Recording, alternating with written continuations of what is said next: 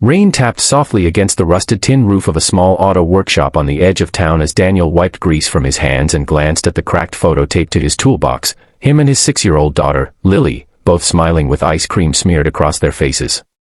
For Daniel, life had never been about luxury or grand dreams, it had been about keeping that smile alive. Ever since his wife passed away 3 years ago, he had been mother and father, bedtime storyteller and morning chef, mechanic by day and homework helper by night.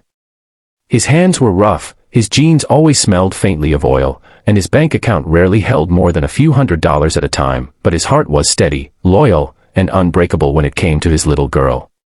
His co-workers often told him he should try dating again, that he deserved happiness too, and after months of hesitation, he finally agreed to a blind date arranged by his cousin. "You never know," his cousin had said, "maybe she's the one." So that Friday evening, Daniel traded his work boots for his cleanest pair of shoes, borrowed a blazer that was slightly too tight at the shoulders, and practiced a smile in the mirror before picking up Lily from school. He dropped her off at his neighbor Mrs. Thompson's house with a promise to bring back her favorite strawberry pie if the night went well. As he drove to the restaurant, an upscale rooftop lounge far beyond his usual diner routine, he felt both nervous and hopeful, imagining what it might be like to have someone to share the weight of the world with again. The restaurant sparkled with crystal lights and polished marble floors, and Daniel instantly felt out of place among the tailored suits and glittering dresses. His date, Vanessa, was already seated, scrolling through her phone with manicured fingers and an expression that flickered from curiosity to mild disappointment the moment she looked up and saw him. "Oh," she said softly, as if she had expected someone taller, richer, shinier. Daniel smiled politely and introduced himself, pulling out his chair with careful manners his mother had taught him. For the first 10 minutes, he tried his best, asking about her job in marketing, laughing at her stories, sharing simple anecdotes about raising Lily, but every time he mentioned being a mechanic, Vanessa's smile tightened. When he spoke about working overtime to afford Lily's school trip, she glanced at the wine menu instead of his eyes. Finally, she set her glass down and sighed. "You seem nice, Daniel," she said, choosing her words like fragile glass. "But I just don't think we're on the same level. I have certain expectations for my future." The words stung more than he expected. He nodded respectfully, swallowing his pride. "I understand," he replied calmly. "I hope you find what you're looking for." He paid for his half of the bill despite her protests, stood up, and walked out into the cool night air, feeling smaller than when he had arrived. The city lights blurred as he stood near the entrance, taking a deep breath and reminding himself that rejection did not define him. He had faced worse storms than this. What he didn't know was that someone had been watching the entire evening from a nearby private table, a woman in her early 30s with sharp, intelligent eyes and a quiet authority that turned heads without her trying. Her name was Sophia Loren, the billionaire founder of one of the fastest-growing tech companies in the country, a woman whose face had appeared on magazine covers and business headlines, yet who rarely trusted anyone beyond her tight circle.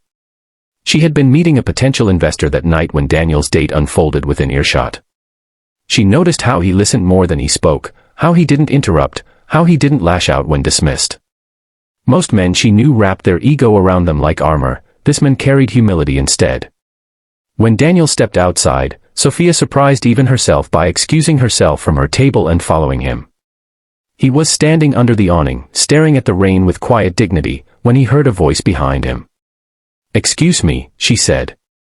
He turned, slightly startled, and for a moment he didn't recognize her from the countless magazine covers. "I hope you don't mind," she continued, "but I couldn't help overhearing. You handled that with more grace than most CEOs I know." Daniel let out a small, embarrassed laugh. "It's just life," he said. "Not everyone's meant to stay." Sophia studied him for a second, then asked something unexpected. "Are you married?" He blinked, confused. "No. I'm a single dad." Instead of hesitation, her expression softened with intrigue. "Would you sit with me for a moment?" Against his better judgment, but guided by curiosity, he agreed. They sat at a quieter corner table, and for the first time that evening, Daniel felt truly seen. She asked about Lily, about his workshop, about what kept him going on the hardest days. He spoke honestly, not knowing he was speaking to one of the wealthiest women in the country. Sophia listened like each word mattered. After nearly an hour of conversation, she leaned back and smiled in a way that was both bold and sincere. Daniel, she said carefully, this may sound absurd, but I believe in recognizing value when I see it. I have wealth, influence, and more business success than I ever dreamed of, but I don't have someone genuine. Someone who knows how to stay when things are hard. He stared at her, unsure where this was going. Then she asked the question that would change his life forever. Can you be my husband? The world seemed to freeze between raindrops. Daniel almost laughed, thinking it was a joke, but her eyes held no mockery. You don't even know me, he said quietly. I know enough, she replied. I know you're a father who puts his daughter first. I know you respect women even when they reject you. I know you're not impressed by status. That's rare. His heart pounded, not from ambition, not from dreams of luxury, but from the sheer disbelief of being seen for who he truly was. I can't promise you fancy dinners, he said. I can promise loyalty. Sophia smiled. That's all I want. And in that moment, standing between rejection and possibility, Daniel realized something profound. Sometimes the world dismisses you not because you lack worth, but because you're meant for a different table. That night didn't end with a signature or a ring, it ended with a second meeting planned, with hope cautiously blooming where embarrassment had once lived. When Daniel picked up Lily and tucked her into bed, he whispered, something strange happened tonight, kiddo. She grinned sleepily. Is it good strange? He smiled back. Maybe the best kind.